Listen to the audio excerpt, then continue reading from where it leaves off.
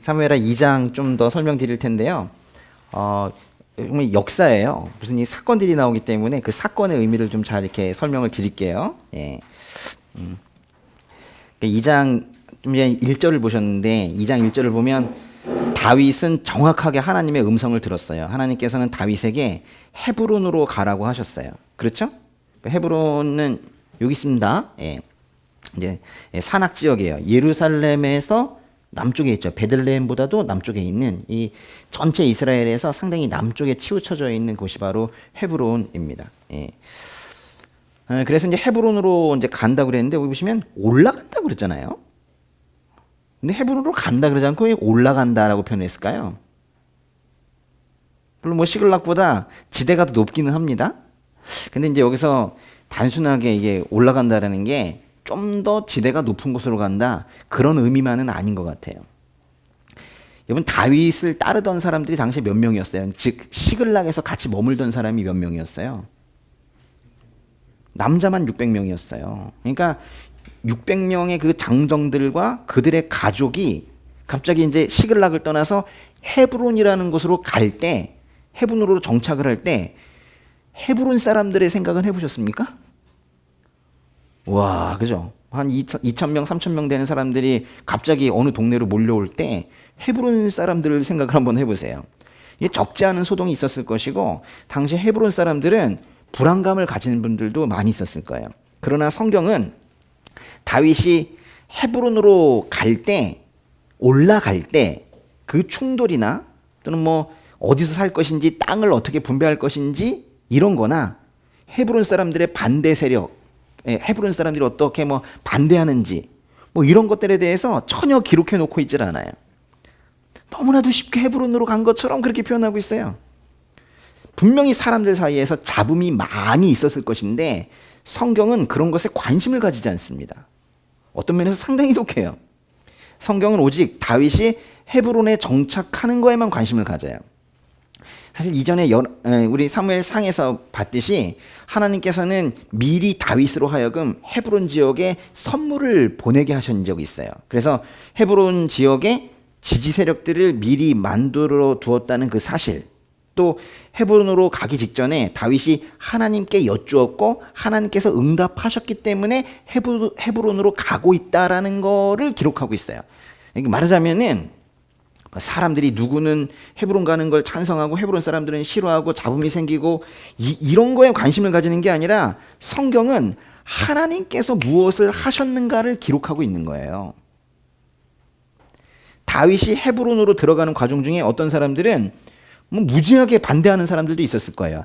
아니 그게 말이 되는 얘기입니까? 왜 갑자기 헤브론으로 다른 데 살던 사람들이 여기로 오는 게 그게 헤브론 사람들 입장에서는 얼마나 부당한 것인지 압니까? 뭐 이렇게 말할 수 있어요. 헤브론 사람들이 다 다윗을 환영했다고 생각하십니까? 이러면서 따질 수도 있고요. 그랬을 수 있지만은 이 성경의 시각은 아주 단순하고 일관적이에요. 오직 하나님의 뜻대로 이루어지는가에 대해서만 관심을 가져요. 주변의 잡음들에 관심을 가지지 않는 이런 태도는 간혹 독단적으로 보일 수도 있고 어떤 경우에는 하나님께서 하라고 하셨으니까 내가 하는 거지 뭐 이렇게 말한다면 눈치 없어 보일지도 몰라요. 참 이것이 이제 그리스도인들이 살아가는 데 있어서의 어려움인데요.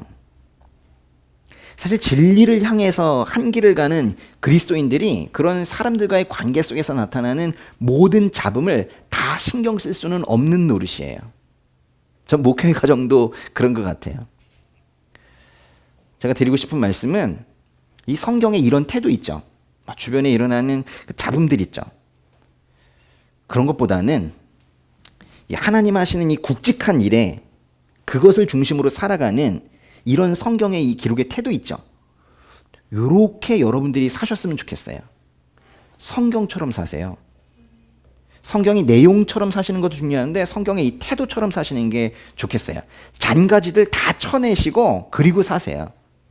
조금 단순해지셨으면 좋겠어요.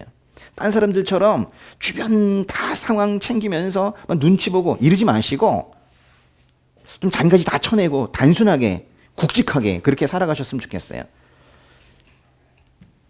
뭐 사람들 때문에 중간에 시험 들 수도 있어요. 그런데 그런 거 생각하지 마시고 성경 말씀대로 살겠다고 다짐했던 그때 그 옛날 그 다짐 있죠? 처음에 썼던 그 다짐들 그것만 떠올리며 사세요. 사람들의 말에 상처받지 말고 심지어 세상의 혼탁함에도 실망하지 말고 그냥 우리는 우리 길을 가는 거예요. 오직 주님 뜻대로 살아가겠다고 그때 그 두 손 꼭 모으고 기도했던 그때 있잖아요. 그 시간 붙잡고 그렇게 살아가시기를 바라요. 2장 2절과 3절, 4절, 2절부터 4절까지 읽어볼게요. 그리하여 다윗은 그곳으로 올라갔습니다. 두 아내 이스라엘 여인 아히노암과 갈멜 사람 나발의 아내였던 아비가일도 함께 갔습니다. 다윗은 그와 함께 있던 부하들도 그들의 가족들과 함께 가서 헤브론의 여러 성들에 정착하게 했습니다. 그때 유다 사람들이 와서 거기서 다윗에게 기름 붓고 그를 유다의 집을 다스릴 왕으로 삼았습니다. 다윗은 사울을 장사 지낸 사람들이 길르앗 야베스 사람들이라는 말을 듣고는 이러면서 이상하게 끝났네요. 이 타국 생활을 마치고 본국으로 돌아가는 다윗의 행렬에는 다윗의 두 아내의 이름도 나옵니다. 아히노암, 아비가일 그러네요. 다윗이 이제 헤브론에 정착을 했네요, 벌써. 뭐 하여튼 다른 얘기 전혀 없어요. 그냥 헤브론에 정착해 버렸어요. 그때 거기 누가 왔대요? 유다 사람들이 왔다고 그랬어요.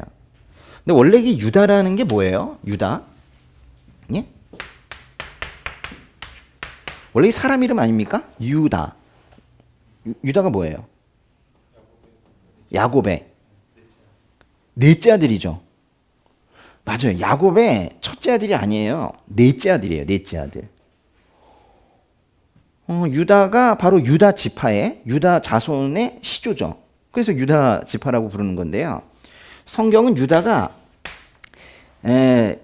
야곱의 넷째 아들인데도 불구하고 유다를 통해서 메시아의 혈통이 이어져 왔다라고 말해요. 맞죠? 그 마태복음 1장에서 어떻게 말하고 있나요? 우리 상태 목사님 한번 하실래요? 자주 하시잖아요. 마태복음 1장 2절 3절 한번 해보세요. 아브라함 이삭을 낳고 유다와 그 형제들을 낳고 그래서 세라를 낳고 베레스는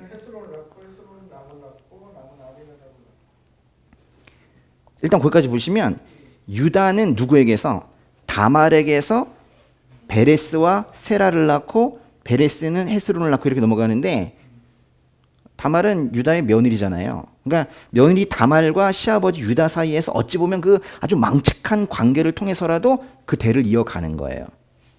그 4절부터 계속 해보세요. 람은 아미나답을 낳고 아미나답은 나손을 낳고 나손은 살몬을 낳고 살몬은 라합에게서 보아스를 낳고 보아스는 루색에서 오벳을 낳고 오벳은 이새를 낳고 이새는 다윗 왕을 낳았습니다. 보세요. 아브라함에서 시작해서 유다를 거쳐 다윗에게로 가잖아요. 그리고 예수님으로 이어지는 족보가 바로 마태복음 1장에 예수 그리스도의 족보임을 생각을 할 때 이 사무엘 하 2장 4절에 이 유다라는 단어 있죠. 이게 무게감이 이게 적지가 않은 거예요. 유다. 다윗이라는 이름과 유다라는 이름에 집중을 해서 사무엘하 2장 4절의 첫 번째 문장을 다시 한번 읽어보겠습니다. 사무엘하 2장 4절 읽어보세요. 그때 유다 사람들이 와서 거기서 다윗에게 기름 붓고 그를 유다의 집을 다스릴 왕으로 삼았습니다. 일단 거기까지요. 유다 사람들이 와서 다윗에게 기름 붓고 유다의 집을 다스릴 왕으로 삼았대요. 다윗에게 기름 부어서 다윗을 왕으로 삼은 사람들은 유다 사람들이에요. 유다 지파입니다. 12지파가 있는데 한 지파가 똘똘 뭉쳐서 다윗을 왕으로 삼은 거예요. 헤브론으로 갔는데 헤브론의 어떤 사람들이 다윗을 왕으로 삼은 게 아니라고요. 뭐 헤브론의 장로들이 다윗을 왕으로 삼았더라 이러지 않았단 말이에요. 헤브론을 포함해서 이 베들레헴에 이르는 이 유다 지역 있죠? 이 지역과 그 인근 사람들이 그 다윗을 왕으로 삼은 거예요. 즉 이때부터 이 다윗을 중심으로 한 유다 사람들, 유다 지파, 유다 사람들이라는 그 범위가 점점 더 이제 선명해지기 시작한 거예요. 다윗을 지지하는 그 유다 사람들이 유다, 거기서 이제 유대인도 나온 거예요. 근데 그 유다 사람들이라는 그 범위가 좀 더 선명해지기 시작을 한 거예요. 이거는 뭐 어디까지를 유다 사람들로 볼 것인가의 문제보다도 더 중요한 의미를 가져요.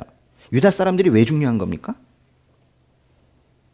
사실 그 유다의 역사가 이 위에 있는 많은 다른 이스라엘의 다른 지파들의 역사보다도 성경에선 더욱더 중요하게 다루어서 그래서 역대상 역대하가 있는 거거든요. 다윗과 유다 지파에 더 집중해서 쓴 게 바로 역대상 역대하거든요.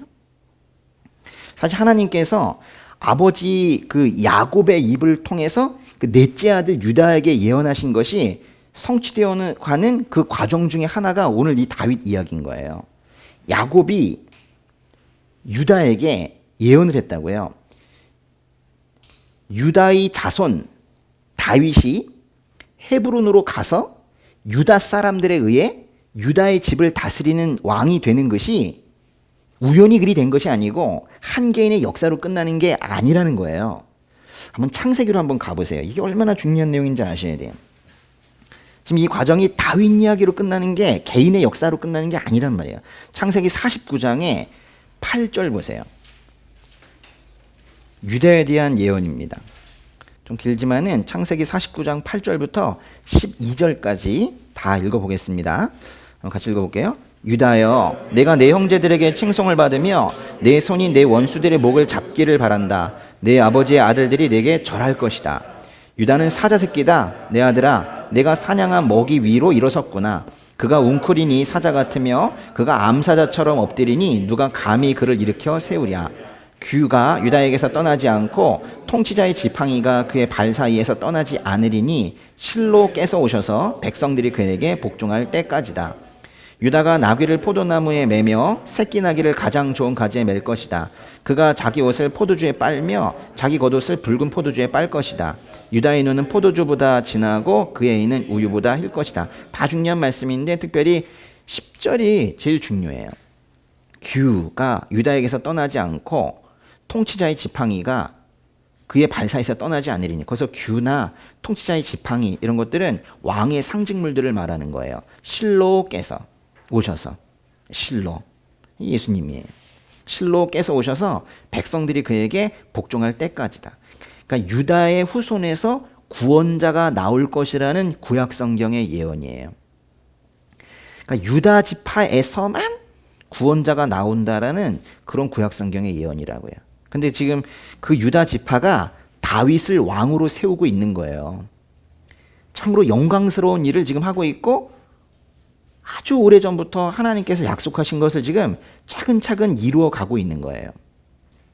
근데 참 이 유다 지파가요, 이 가장 그 영광스러운 이런 일을 하면서도 사실 이스라엘 역사에서 또 가장 또 힘든 일들을 가장 앞장서서 또 한 그런 지파이기도 해요. 민수기 또 10장으로 한번 가보세요. 민수기 10장은 그 이스라엘 백성들이 아직 그 광야에 있을 때인데요. 광야 생활할 때 나아가면서 만나게 되는 적들과 또는 또 맹수들과 얼마나 또 자연 환경도 좋지도 않고 하니 어려움들이 많이 있었겠어요. 근데 민수기 10장에 보시면요, 11절부터 14절까지 한번 읽어볼게요. 11, 12, 13, 14. 2년째 되는 해 둘째 달 20일에 구름이 증거의 성막 위에서 나아가기 시작했습니다. 그러자 이스라엘 자손들이 시내 광야를 떠나 행선지를 향해 나아갔습니다. 그러다 구름이 바란 광야에 머물렀습니다. 이렇게 그들은 여호와께서 모세를 통해 주신 명령대로 처음 길을 나섰습니다. 가장 먼저 유다 진영의 깃발이 그 소속된 부대들을 이끌고 나아갔습니다. 그들은 암미나답의 아들 나손이 지휘했습니다. 그 14절에 보시면 이스라엘 전체가 이동을 할 때 가장 앞서서 가장 먼저 적을 만나며 그렇게 나아갔던 게 바로 유다 지파예요. 전쟁에서 늘 앞장섰던 지파가 유다 지파입니다. 오늘부터 성경 읽으시면서 유다라는 말이 나올 때 이 창세기 말씀과 민수기 말씀을 기억을 하시면서 보시면 좀 더 의미가 더 올 거예요. 근데 이제 바로 이 지파가, 유다 지파가 다윗을 왕으로 세운 거예요. 고난받으면서 힘든 노정을 걸어가는 사람들이, 그런 사람들이 또한 고난받으신 예수 그리스도를 왕으로 모시면서 또 살아갈 수가 있는 거예요. 지금 이 유다 지파처럼 가장 앞장서서 그 공동체에, 그 나라에 또는 그 가정에 가장 앞장서서 고난을 지고 가는 사람들이 있어요. 또는 뭐 이 땅 전체를 보면 가장 앞서서 고난을 지고 가는 또 그리스도인들이 있습니다. 많은 고난을 겪었던 다윗이 유대 사람들의 왕이었다가 온 이스라엘의 왕이 되었습니다. 역시 고난을 겪으셨던 예수님도 죽으실 때 유대 사람의 왕이라는 죄패를 달고 죽으셨지만 그 이후 온 땅의 주가 되셨어요. 그렇게 왕이 되는 과정에는, 이게 점차 확산되어 가는 그런 과정에는 고난이 따르는 거예요. 아셨습니까? 왕족 여러분? 우리가 그리스도인에게는 고난이 필연적이다 그랬는데 성경이 늘 일관되게 말하고 있는 거예요. 사무엘하 2장 4절에요. 뒷문장부터 7절까지 한번 읽어볼게요. 그러니까 다윗은 사울을 장사 지낸 사람들이 길르앗 야베스 사람들이라는 말을 듣고는 심부름꾼들을 길르앗 야베스 사람들에게 보내 말했습니다. 너희가 너희 주인 사울을 묻어주어 호의를 베풀었으니 여호와께서 너희에게 복을 주실 것이다. 여호와께서 너희에게 은혜와 진리를 베푸시기를 빌고 나 또한 너희가 그런 일을 한 것에 대해 그만큼의 보상을 해줄 것이다. 그러니 힘을 내고 용기를 가지라. 너희 주인 사울이 죽었고 유다의 집안은 내게 기름 부어 왕으로 삼았다. 4절 뒷부분부터 잠시 다른 이야기로 넘어가는 거예요. 보시면 길르앗 야베스 사람들이 나오는데요. 뭐 어떤 번역마다 또 거꾸로 해서 야베스 길르앗 이렇게 표현을 하기도 해요.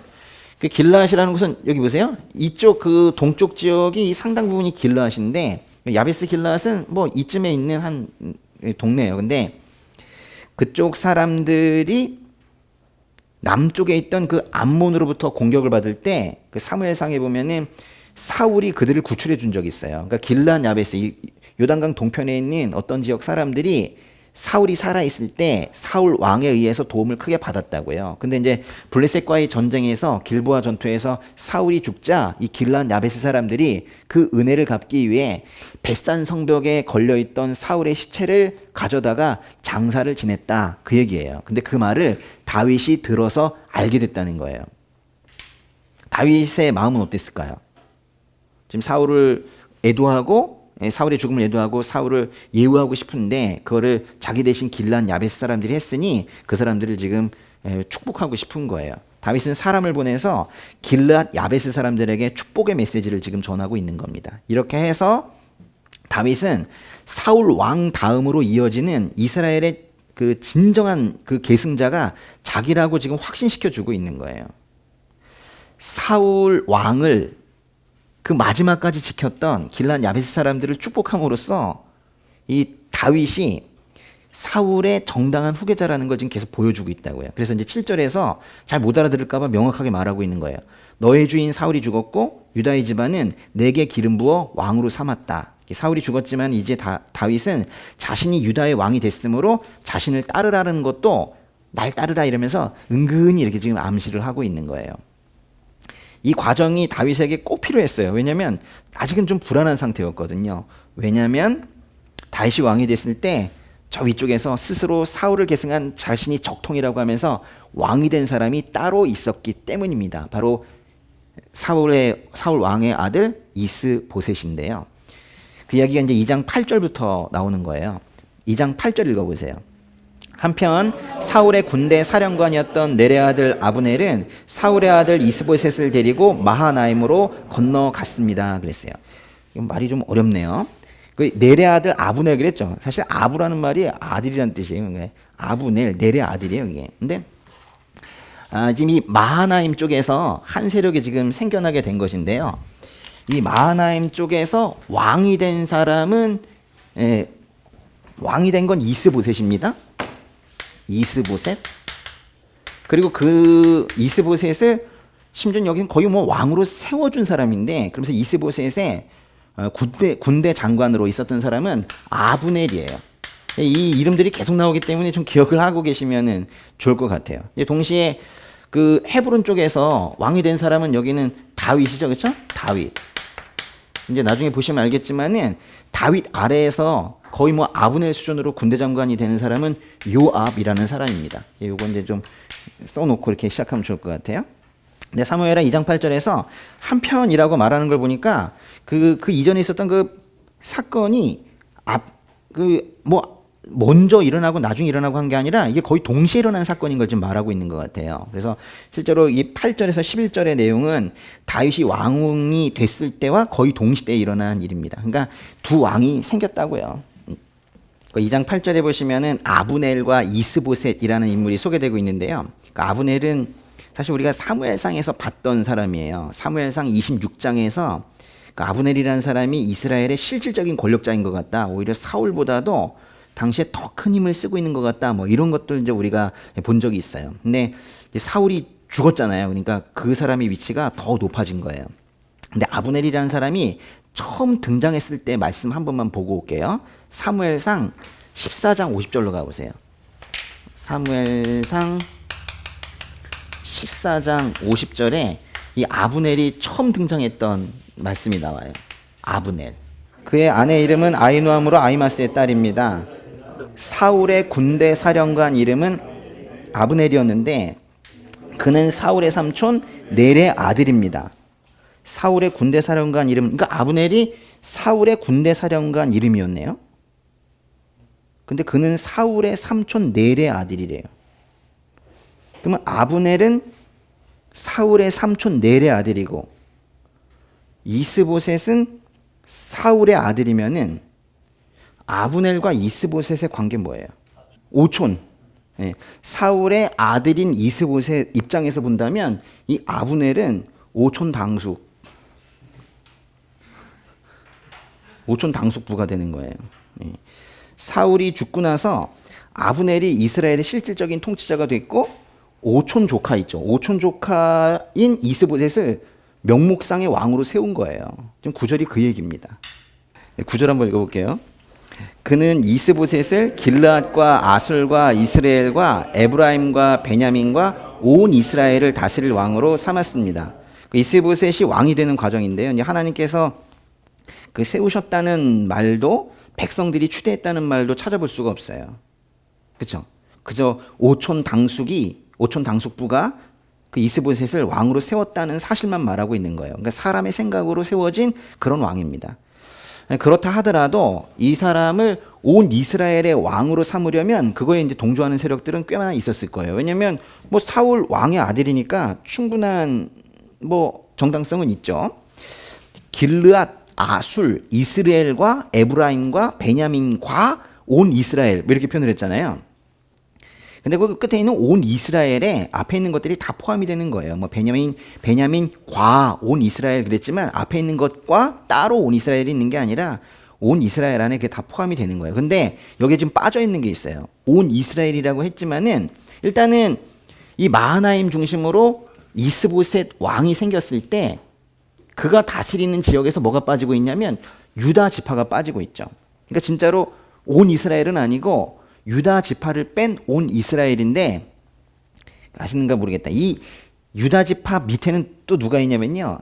시므온 지파라고 있거든요. 시므온 지파. 그 두 지파가 사실 빠져 있는 거예요. 그리고 또 이 마하나임 중심으로 이스보셋이 지금 왕노릇을 하고 있는데 사실 이 서쪽은 아직도 이 블레셋이 영향력을 미치고 있어서 어떻게 보면 이 요단강의 이 동편에 그 어떤 일부 지역만 지금 다스리고 있는 그런 형국이에요. 그러니까 요쪽 지역, 요만큼이 이스보셋이 이제 힘을 쓰고 있는 지역이고 이 아래쪽은 다윗이 다스리고 있는 지역이다. 뭐 이런 얘기입니다. 10절과 11절 읽어볼까요? 사울의 아들 이스보셋은 40세 왕이 돼 2년 동안 이스라엘을 다스렸습니다. 그러나 유다 집안은 다윗을 따랐습니다. 다윗이 헤브론에서 유다 집안을 다스리는 왕으로 있었던 기간은 7년 6개월이었습니다.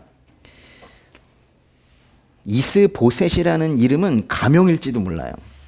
왜냐면요, 이 이름의 뜻이 뭐냐면 이스보셋, 여기 왕이잖아요. 왕의 이름이 뭔 뜻이냐면 수치스러운 사람 이런 뜻이에요. 이스보셋이란 말이 수치스러운 사람. 좀 우리식으로 좀 말을 좀 바꿔보면 망신살 뻗친 사람 뭐 이런 뜻이에요. 아니 애를 낳는데 애를 망신살 뻗친 애야 이렇게 이름을 지었으리라고 생각되긴 좀 어려워요. 그래서 가명이라고 믿고 싶은 뭐 그런 이름입니다. 이스보셋은 40세의 왕이 되어서 2년 동안 이스라엘을 다스렸대요. 그리고 다윗은 헤브론에서 7년 6개월을 다스린 후 이후 온 이스라엘의 왕이 됐대요. 그럼 한번 잘 보세요. 이스보셋은 2년 동안 왕이었고 다윗이 이 아래쪽에서 왕이었던 기간은 7년 6개월인데 그럼 이제 다윗이 7년 6개월 동안 이제 왕이었단 말이에요.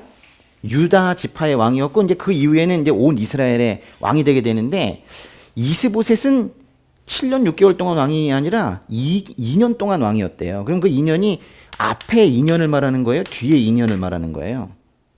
이스보셋이 앞에 2년 동안 왕이었다가 그 뒤에 공백 기간이 있고 다윗이 전체 이스라엘의 왕이 됐다는 것인가? 아니면은 앞에 오히려 이제 공백 기간이 한 5년 있고 이스보셋이 다윗의 유다 왕 후반기에 한 2년 동안 왕이었다가 온 이스라엘의 왕을 다윗에게 빼앗긴 건지 어떻게 봐야 되는 거예요? 이걸 가지고 이게 확실치 않으니까 그 신학자들이 여기에 달려들어가지고 이제 그렇게 계속 싸우고 있었어요. 근데 뭐 결론이 난 거는 없습니다. 그런데 아마도 더 좀 개연성이 있는 거는 아마도 이런 걸 거예요. 요 위에 거. 그래서 이스보셋이 왕이 된 거는 그 다윗이 7년 6개월 동안 헤브론에서 유다 지파의 왕이었던 시기에 이 후반기에 있었던 것 같아요. 그럼 이 앞에 이거는 뭐냐?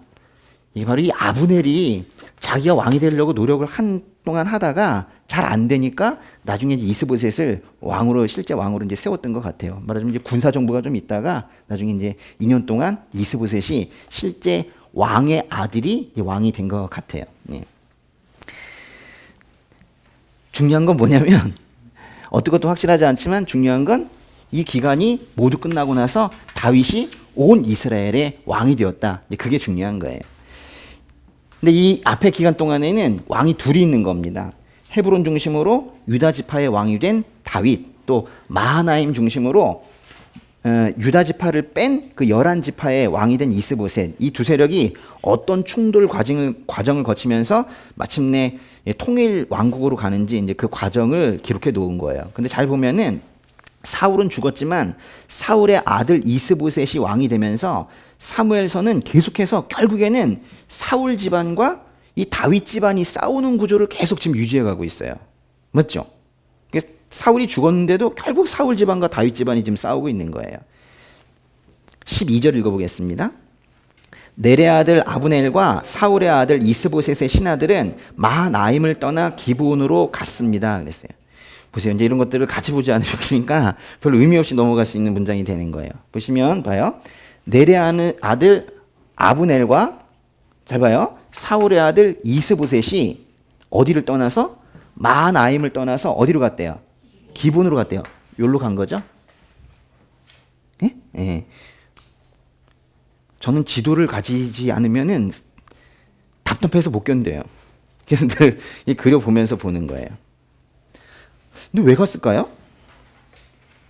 아브넬과 이스보셋의 신하들이 마하나임을 떠나 기브온으로 갔다고 했는데 이거는 단순하게 이동한 게 아니라 군사적인 행동을 말하는 거예요. 싸우러 간 거예요. 기브온은 이 예루살렘 북쪽에 있는 이 지역입니다. 예. 13절 읽어보세요. 스루야의 아들 요압과 다윗의 부하들도 나가 기브온 못에서 그들과 마주쳤습니다. 한쪽은 못 이쪽에 다른 한쪽은 못 저쪽에 자리 잡았습니다. 그러니까 이 아래쪽에서도 올라간 거예요. 응? 헤브론 쪽에서도 이렇게 올라간 게 기브온에서 이제 싸움이 말 그대로 기브온 전투가 벌어지게 된 거예요. 다윗 쪽에서도 군대가 출발을 한 겁니다. 그러니까 양 진영의 대결이 근데 기브온 중에서도 기브온 보시면 못가에서 벌어졌대요. 실제로 나중에 1950년대 이 지역을 발굴을 했는데 여기에서 커다란 저수지 흔적이 나왔어요. 그러니까 이 저수지 근처에서 큰 전투가 벌어지게 된 거예요. 한바탕 혈투가 이 못가에서 저수지 쪽에서 있었던 겁니다. 14절 보세요. 그때 아브넬이 요압에게 제안했습니다. 청년들을 뽑아 우리 앞에서 겨루게 하자. 그러자 요압도 좋다. 청년들을 세워 그렇게 해보자 하고 대답했습니다. 이 북쪽 대표의 이 아브넬이 이 남쪽 대표 요압에게 서로 이제 군대 장관에게 그렇게 제안을 한 거예요. 우리 전면전 하지 말고 대리전으로 하자.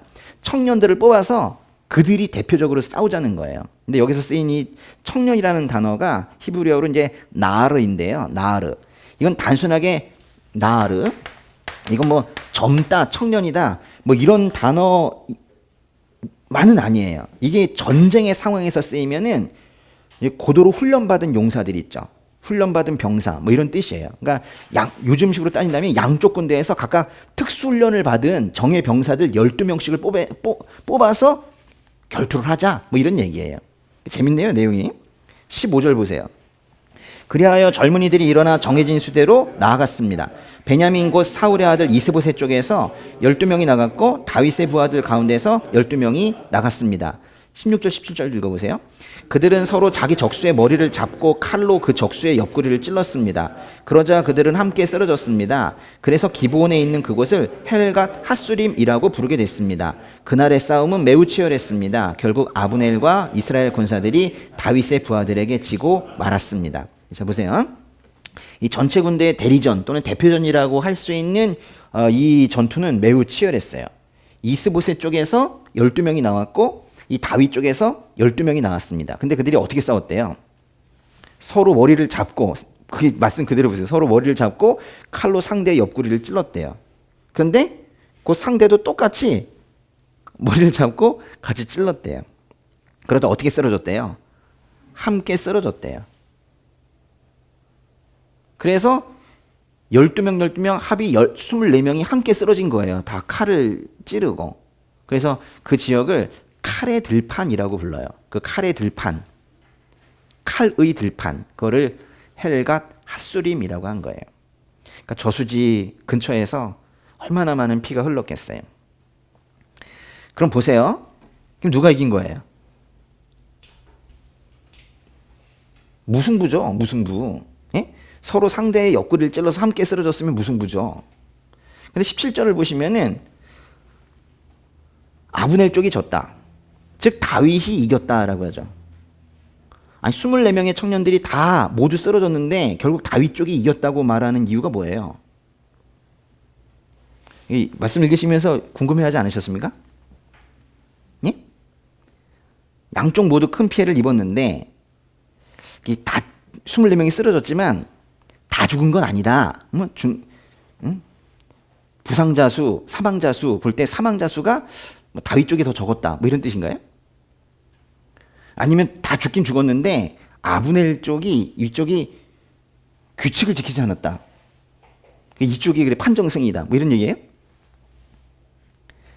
또는 12명의 대표들을 앞세운 이 대리전이 결국에 이제 무승부로 끝나니까 12명 청년들이 다 찌르고 다 죽으니까 어쩔 수 없이 그 다음에는 전면전을 했는데 뒤에 있던 병사들이 다 몰려들어가지고 싸웠는데 그때 그 전쟁에서 다윗 쪽이 이겼다. 이런 뜻인가요?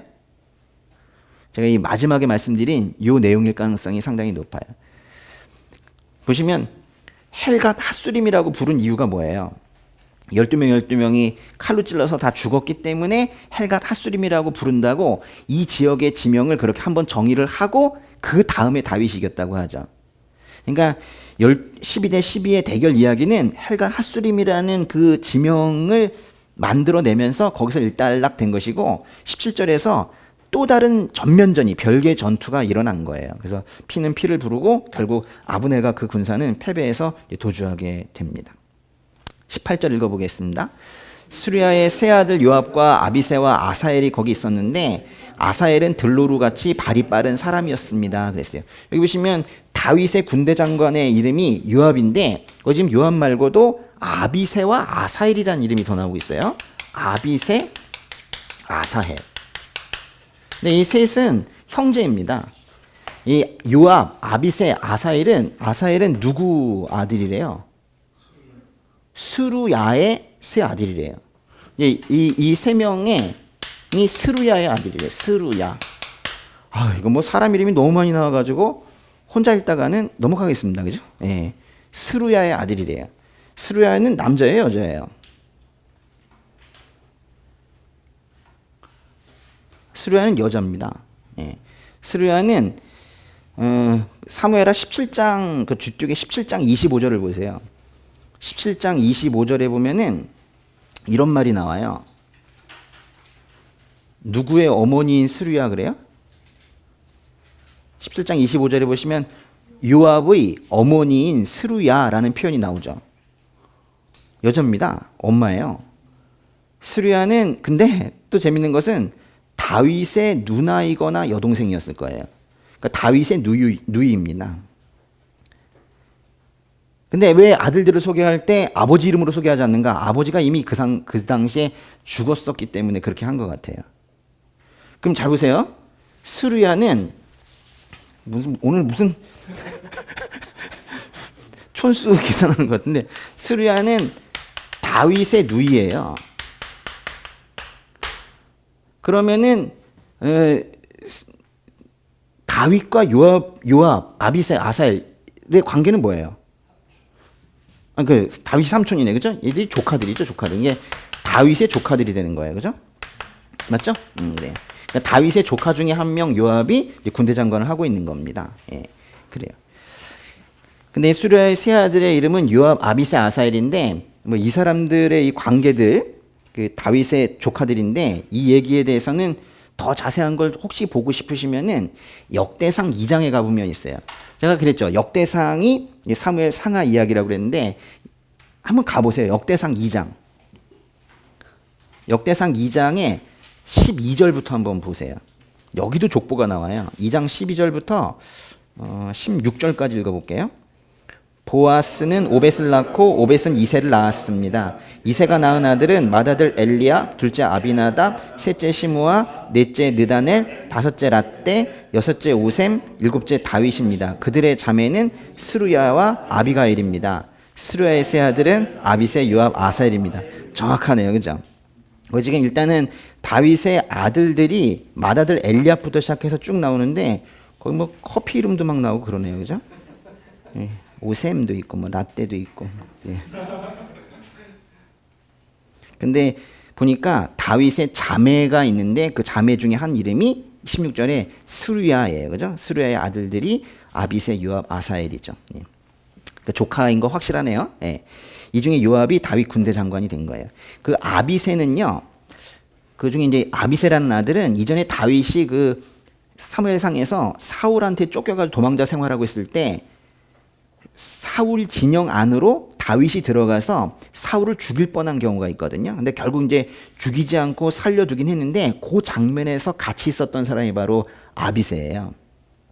그 장면에 지금 다윗의 대적이 되고 있는 이 아브넬도 함께 등장을 해요. 한번 볼까요? 사무엘상으로 한번 가보세요. 사무엘상의 26장. 사무엘상 26장에 5, 6, 7절 한번 읽어볼까요? 그러고 나서 다윗은 사울이 진을 친 곳으로 갔습니다. 다윗은 사울과 내레 아들 군대 사령관 아브넬이 누워 자고 있는 걸 보았습니다. 사울은 진영 안에 누워 있고 사람들이 그를 에워싸고 있었습니다. 그때 다윗은 햇사람 아히멜렉과 스루야의 아들이며 요압의 동생인 아비새에게 물었습니다. 누가 나와 함께 사울이 있는 저 진영으로 가겠느냐? 그러자 아비새가 제가 함께 가겠습니다 하고 나섰습니다. 그리하여 다윗과 아비새는 어두운 밤을 틈타 적진으로 들어갔습니다.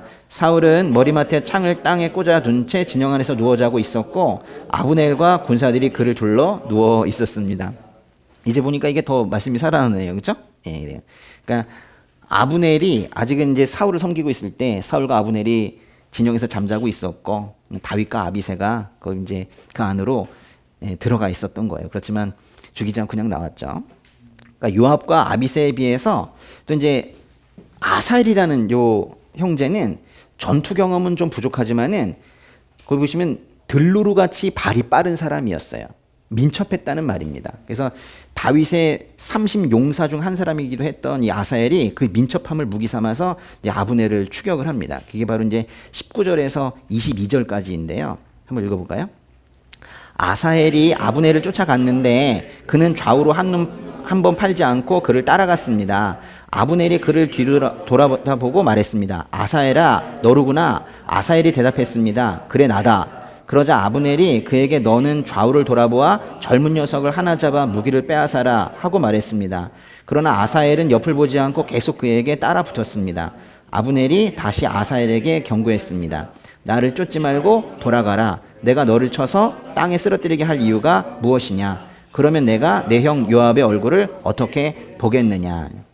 이 보시면은 누가 아브넬을 쫓아갔대요? 아사헬이 아브넬을 쫓아갔대요. 그러니까 아사헬은 지금 다윗 쪽에 있는 사람인데 이 전쟁에서 크게 진 이 이스보셋 아브넬 팀이 이제 퇴각을 하고 있는 거예요. 이제 마하나임 쪽으로 퇴각을 하고 있는 겁니다. 근데 여기 제가 이제 그림 그려놓기를 요 마하나임 쪽에다가 강을 하나 그려놨거든요. 요 강의 이름이 뭐냐면 요게 야복강이에요.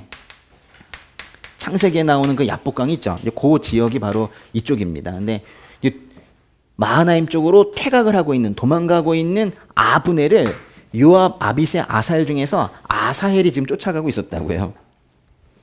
저 말고는 이걸 누가 이렇게 설명하겠습니까? 그래서 평생 한 번 뿐일 수 있으니까 그냥 들으셔요. 근데 아브넬이 이제 뒤를 돌아다 보면서 아사헬아 너로구나 그랬더니 아사헬이 바로 나다 아사헬 그러면서 이제 하는 얘기예요. 이제 보세요. 다윗의 조카 아사헬이 필사적으로 지금 아브넬을 쫓아가고 있는 겁니다. 근데 아브넬 때문에 사실은 다윗이 이 전체 왕이 되지 못하고 이 유다의 왕밖에 될 수 없었다라고 지금 이 사람들은 생각하고 있는 거예요. 그러니까 아브넬 네가 문제다 이게. 이스보셋이 왕이 된 게 무슨 힘이 있어서 왕이 됐겠느냐. 아브넬 네가 문제다. 그래서 아브넬을 지금 제거하려고 좀 쫓아가고 있는 거예요. 그러면서 이제 아브넬과 아사헬 사이에 아주 거친 대화가 시작이 됩니다. 물론 쫓아가면서 하진 않았겠죠. 이제 어느 순간 아브넬이 뒤를 딱 돌아가지고 아사헬에게 말하고 있는 거예요. 이름이 비슷해가지고 잘 들으셔야 되겠네요. 그죠? 뭐라 그랬냐면 이쪽에 있는 아브넬이 밑에 있는 아사헬에게 뭐라 그랬냐면 너는 좌우를 돌아보아 젊은 녀석을 하나 잡아 무기를 빼앗아라 그랬어요. 이게 뭔 뜻이에요? 좌우를 돌아보아 젊은 녀석을 하나 잡아 무기를 빼앗아라. 아브넬의 이 말은 지금 아사헬을 비꼬고 있는 거예요. 도망가다가 아사헬이 계속 쫓아오니까 딱 돌아서 자기를 쫓아오지 말라는 거예요. 옆에 있는 다른 병사 한 명을 붙잡아가지고 무기를 빼앗고 그 정도의 전공으로 그 정도 승리로 그냥 만족하라는 거예요. 그러니까 아사헬은 지금 쫓아오고 있는 아사헬은 병사 한 명 정도와 싸울 뭐 그럴 실력이지 어디 아브넬 나를 지금 치러 오느냐 다른 상대 찾아봐라 뭐 이런 뜻인 거예요. 나를 쫓지 말고 돌아가라. 내가 너를 쳐서 땅에 쓰러뜨리게 할 이유가 무엇이냐. 이 말은 자기가 아사헬을 죽여도 아브넬에게는 별로 득이 될 것도 없다는 거예요. 그래서 아사헬에게 자기한테 덤비지 말고 자기 수준에 맞는 적수를 따로 한번 골라보라. 이런 충고예요. 조롱입니다. 그러면 내가 내 형 요압의 얼굴을 어떻게 보겠느냐. 아브넬이 말은 이렇게 했지만 이거는 요압에 대한 어떤 뭐 두려움이나 또는 우위나 이런 게 아니라 자신의 명예를 위한 것 같아요. 그러니까 지금 좀 말은 길었지만 한마디로 하면 이런 분위기예요. 도망가고 있던 아브넬이 딱 돌아서서 아사헬에게 뭐라고 한 거냐면요. 이런 분위기입니다. 나중에 읽으실 때 이런 분위기를 느끼세요. 쫓아오지 말고 돌아가라. 내가 너 같은 잔챙이를 죽여서 득이 될 게 뭐 있냐. 돌아가라. 좋은 말 할 때. 뭐 이런 얘기예요. 예. 근데 아사헬이 어떻게 했어요? 23절. 그래도 아사헬이 물러가지 않자 아브넬은 창 끝으로 아사헬의 배를 찔렀습니다. 창은 그의 등을 꿰뚫었고 그는 거기 쓰러져 그 자리에서 죽었습니다. 그러자 모두가 아사헬이 쓰러져 죽은 곳에 이르러 멈추어 섰습니다. 그 단톡방에 그 지금 몇 분이 말씀하셨지만 사무엘하는 참 표현이 무서워요. 그렇죠? 예, 아주 그 잔인한 표현들이 좀 많이 나옵니다.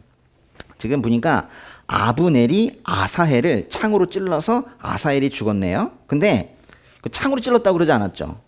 뭐라고 말했어요? 창 끝으로 찔렀다고 그래요. 아니 여러분 창으로 찌르면은 당연히 창의 그 끝으로 찌르지. 이 표현이 이상한 거예요. 이게 뭔가 이상한 거야 이거는. 그냥 창으로 찔렀다고 그러지 창 끝으로 그럼 창 끝으로 찌르지. 그죠? 이거는 이런 거일 수도 있어요. 창 끝으로 찔렀다는 거는 우리 이제 창을 길게 들고 이렇게 해서 푹 찌를 수 있잖아요. 그죠? 군대에서. 근데 창의 끝부분을 잡고 창의 앞부분을 잡고 좀 짧게 잡고 그걸로 거치 칼처럼 이렇게 찔렀다는 뭐 이런 뜻일 수도 있어요. 그러니까 아브넬이 아사헬이 좀 우스워 보이니까 길게 창을 잡지 않고 가까이에서 이렇게 찔렀다 이런 뜻일 수도 있어요. 근데 이제 문맥을 볼 때 사실 여기에서 이 창 끝이라는 것은 창의 날의 끝, 예? 이 창이 있잖아요. 예. 이 창의 날의 끝 여기를 얘기하는 게 아니라 사실은 여기를 말하는 거예요. 창의 뒷부분이란 뜻이에요. 날이 없는 반대쪽 말하는 거예요. 그러니까 아브넬은 지금 아사헬을 좀 무시하고 있는데 아사헬을 죽일 생각도 별로 없어요. 근데 아사헬은 또 이제 아브넬을 죽이겠다고 막 그러고 있는 거고. 그러니까 아사헬이 민첩하다 그랬잖아요. 이제 민첩함이 죽음을 가져오는데 민첩하게 쫓아가가지고 다다다 쫓아가가지고는 아브넬에까지 이르렀는데 아브넬이 도저히 안 되겠으니까 창을 돌려가지고 날이 없는 쪽으로 이렇게 된 거예요. 근데 너무나도 빨리 추격했던 이 아사헬이 아브넬의 창 뒤끝에 찔려서 심지어는 그게 좀 참혹하지만 등을 꿰뚫고 나왔다는 거예요. 이런 얘기예요. 24절 읽어볼게요. 그러나 요압과 아비새는 아브넬을 계속 뒤쫓았습니다. 그들이 기브온 황무지로 가는 길가에 있는 기아 맞은편 암마산에 다다르자 날이 저물었습니다. 요압과 아비새가 이제 아사헬은 죽었으니까 그 형제들 요압과 아비새가 계속해서 아브넬을 추격했지만 지금 따라잡는 게 좀 어려운 것 같아요. 날이 저물었을 때 그들이 뭐 암마산이라는 어떤 산에 이르렀대요. 그게 어느 정도인지 모르겠는데 한 이 중간 즈음 한 요단강 즈음인 것 같아요. 25절부터 27절까지 한번 읽어보세요. 베냐민 쪽 군사들은 아브넬 뒤를 에워싸고 무리를 지어 산꼭대기에 섰습니다. 아브넬이 큰 소리로 요압에게 말했습니다. 언제까지 그 칼이 사람을 집어 삼켜야 하겠느냐? 이 일이 결국 고통으로 끝나리라는 것을 알지 못하느냐? 내가 언제쯤 내 부하들에게 형제들 쫓지 말라고 명령하겠느냐? 요압이 대답했습니다. 하나님께서 살아계심을 두고 맹세하는데 내가 이 말을 하지 않았다면 내 군대가 내일 아침까지 형제들을 쫓았을 것이다. 지금 가다가 중간 즈음에 산 두 개에 한 팀 한 팀이 지금 서게 된 거예요. 아브넬 팀과 이 요압 팀이 서로 고함 치면은 들릴 수 있을 정도의 이제 그런 거리에 있는 산 두 개에 각각 집결해 있는 겁니다. 아브넬은 이렇게 말해요. 우리가 형제들인데, 즉 같은 민족인데 언제까지 칼이 사람을 집어삼키게 해야겠냐 하면서 더 이상 피 흘림을 막자고 지금 남쪽에 있는 요압에게 제안을 한 거예요.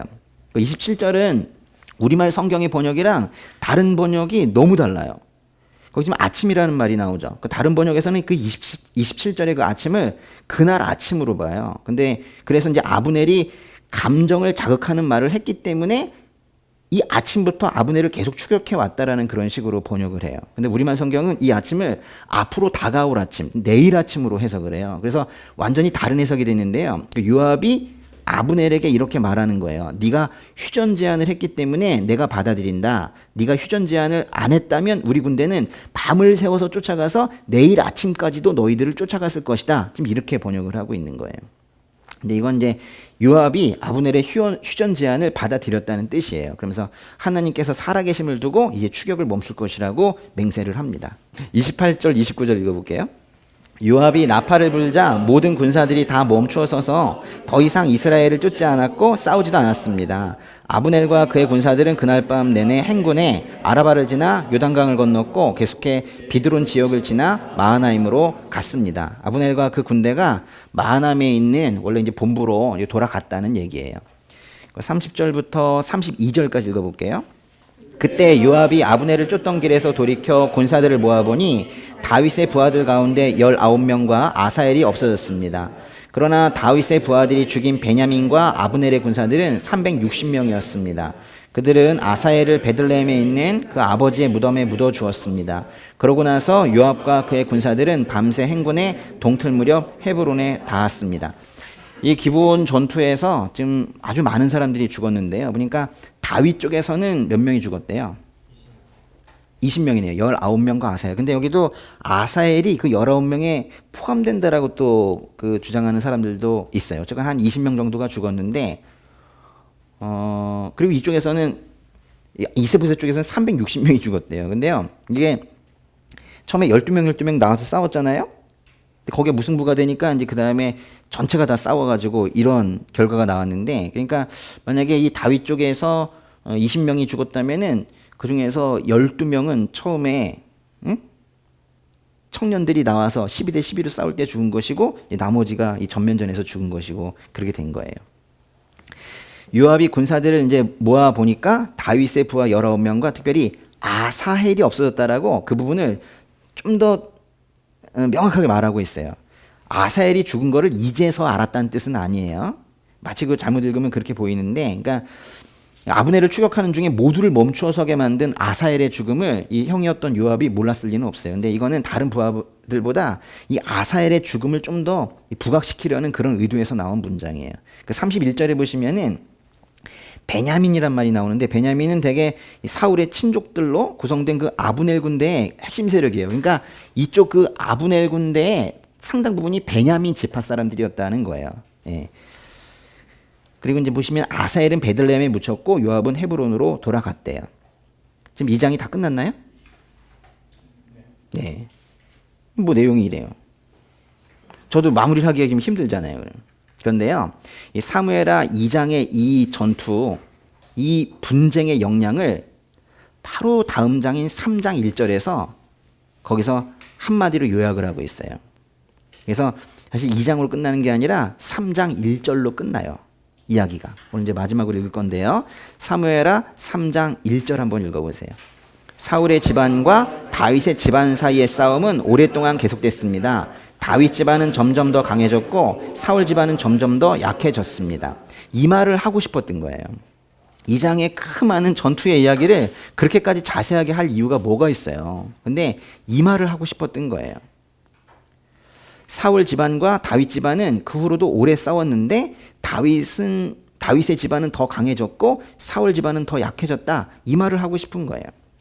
이 장에서 다윗의 군대와 이스보셋의 군대가 치열하게 싸우는 장면을 비교적 상세하게 기록하고 있는 이유가 뭔지를 말하는 겁니다. 그러니까 사람의 눈으로 볼 때는요, 기브온에서 어떤 군대와 어떤 군대가 만나서 싸운 거예요. 그 정도로 이제 보일 수 있는 거예요. 근데 영적인 시각에서 보면, 영적인 시각에서 하나님의 작정하심 안에서 이렇게 보게 된다면 이 싸움에는 아주 깊은 의미가 있고 이미 결론이 나 있는 거예요.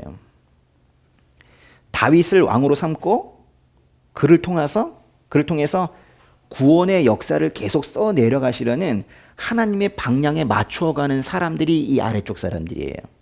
그런데 그 하나님의 역사 진행을 거스르는 사람들이 위에 있는 사람들이에요. 그러니까 사람의 눈으로 보면은 사람과 사람이 싸우는 건데 하나님의 눈에서 보면 그렇지가 않다고요. 사람의 눈으로 보면 오히려 사울의 살아남은 아들 이스보셋이 오히려 적통이어서 이스보셋 쪽이 옳게 보일 수 있어요. 다윗은 사실 그런 면에서는 정통성을 가지고 있지 못합니다. 그러나 그거는 사람 생각이라는 거예요. 하나님께서는 다윗을 통해서 하실 일이 있는 거예요. 다윗의 후손을 통해서 오실 그분을 예정하고 있는 거예요. 우리가 영적인 시각에서 이제 그걸 볼 수 있다면은 하나님의 구원의 역사의 방향으로 가고 있는 사람 또는 공동체와 하나님의 역사의 그 반대 방향으로 가고 있는 공동체, 미래가 어떻게 될 것인지 우리가 충분히 예상할 수 있는 거예요. 앞으로 어떻게 될지 모른다고요? 우리가 알 수 있는 게 있다는 거예요. 보면은 뭐 정치 세력도 무슨 당과 무슨 당이 싸우는 것 같고, 그렇죠? 국가도 어느 국가가 싸우는 것 같고, 누가 이길 것인가 결정되어 있는 게 있다는 거예요. 분명히 이기는 쪽이 있다는 거예요. 누가 이깁니까? 하나님의 역사의 방향과 맞춰가면 이기는 거고, 하나님의 역사의 방향을 거슬러 올라가는 쪽은 진다는 거예요. 지금 그거를 지금 말하고 싶은 거예요. 사무엘하를 계속 이제 읽어 가실 텐데, 그때 우리 그 머릿속에 또 이 가슴 속에 다른 것보다도 이 주님, 이 하나님, 또 하나님의 경륜, 하나님의 작정, 이런 생각들이 아주 확고해졌으면 좋겠어요. 사무엘하를 읽으실 때에도, 세상을 읽으실 때에도 하나님의 시각으로 보는 연습을 지금 우리가 이제 하고 있는 거예요. 우리 안에 주님의 영역이 더 커져야 돼요. 주님의 생각이 더 확고하게 들어와야 돼요. 그런 것들이 이제 점점 확실해지는 이제 그런 시간이 앞으로 계속 되셨으면 좋겠습니다. 오늘은 여기서 좀 마치도록 하겠습니다. 수고하셨습니다. 그래요.